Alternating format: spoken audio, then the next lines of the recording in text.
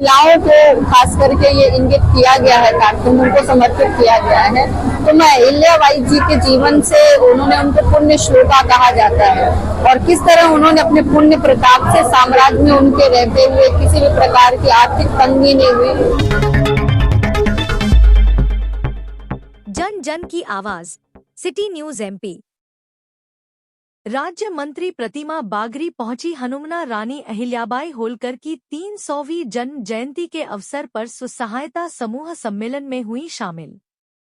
मऊगंज जिले के हनुमना नगर परिषद में डॉक्टर अंबेडकर मांगलिक भवन में आयोजित स्वसहायता समूह सम्मेलन में मुख्यातिथि के रूप में शामिल हुई नगरीय विकास एवं आवास विभाग राज्य मंत्री प्रतिमा बागरी। रानी अहिल्याबाई होलकर की 300वीं जन्म जयंती के अवसर पर आयोजित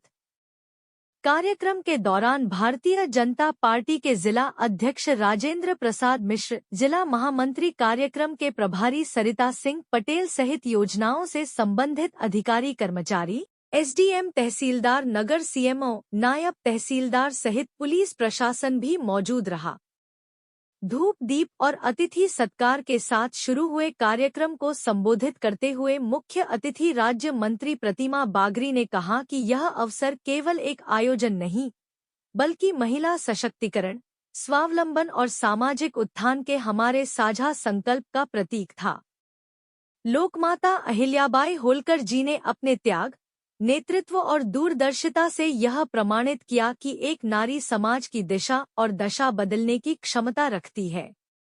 आज उन्हीं के आदर्शों को आत्मसात करते हुए स्वसहायता समूह की बहनें न केवल आर्थिक रूप से आत्मनिर्भर बन रही हैं, बल्कि सामाजिक बदलाव की वाहक भी बन चुकी है। सम्मेलन में उपस्थित सभी मातृशक्ति से संवाद कर यह महसूस हुआ कि आत्मनिर्भर भारत की नींव गांव-गांव में कार्य कर रही ये बहनें ही मजबूत कर रही हैं। उनके उत्साह, मेहनत और आत्मविश्वास ने एक बार फिर यह सिद्ध किया कि अगर उन्हें सही मार्गदर्शन, अवसर और सहयोग मिले, तो वे हर चुनौती को अवसर में बदल सकती हैं। लोकमाता अहिल्याबाई होलकर जी की 300वीं जयंती पर हम सभी का यह कर्तव्य है कि हम उनके आदर्शों को जीवन में उतारें और नारी शक्ति को और अधिक सशक्त, सक्षम और समर्थ बनाने की दिशा में निरंतर कार्य करें। जो है अहिल्याबाई होलकर जी की पूरे मध्य प्रदेश में बनाई जा रही है, जिसके चलते आज जगह जगह लोगों को उनकी जीवनी बता करके किस तरह अहिल्या जी ने सनातन धर्म की स्थापना की और उन्होंने जगह जगह मंदिरों का निर्माण किया, कैसे वो एक सशक्त नेता थी, अपनी राजनीतिक कुशलता के माध्यम से किस तरह उन्होंने 30 वर्षों तक अपने साम्राज्य को चलाया, किस तरह उन्होंने न्यायप्रियता के साथ पूरे साम्राज्य को चलाया, किस तरह उन्होंने महिलाओं को सशक्त किया, न केवल आर्थिक रूप से सशक्तिकरण के लिए महिलाओं को रोजगार दिया, बल्कि महिलाओं की एक वीर सेना भी उन्होंने तैयार की। तो एक महिलाओं को लेकर के जो हमें जागरूकता करनी चाहिए और किस तरह महिलाओं को कार्य करना चाहिए,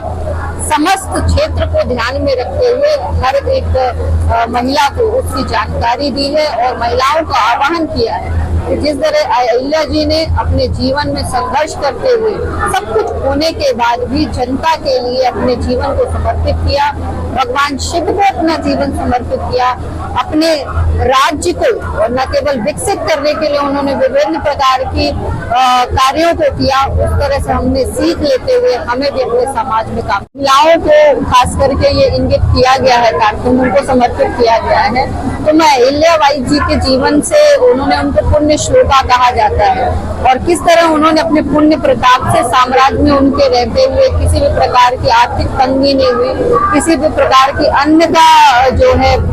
कमी नहीं हुई, न पानी की कमी हुई, न किसी भी प्रकार के उनके राज्य में सब सुखद था। उस तरह के साम्राज्य की स्थापना करनी चाहिए और हमें पुण्य काम करने चाहिए, अच्छे काम करने चाहिए, न्याय के काम करने चाहिए, लोगों के विकास के लिए काम करने चाहिए, स्वयं को मजबूत करना चाहिए। इस तरह से उनके जीवन का परिचय देते हुए महिलाओं को आह्वान किया है कि उनसे सीखते हुए अपने जीवन में प्रतिज्ञा कर लीजिए कि अगर समूह आप चलाती हैं तो समूह आपका कागज में न चले, समूह आपका जमीन में चले, समूह आपका ऐसा समूह बने जो पूरे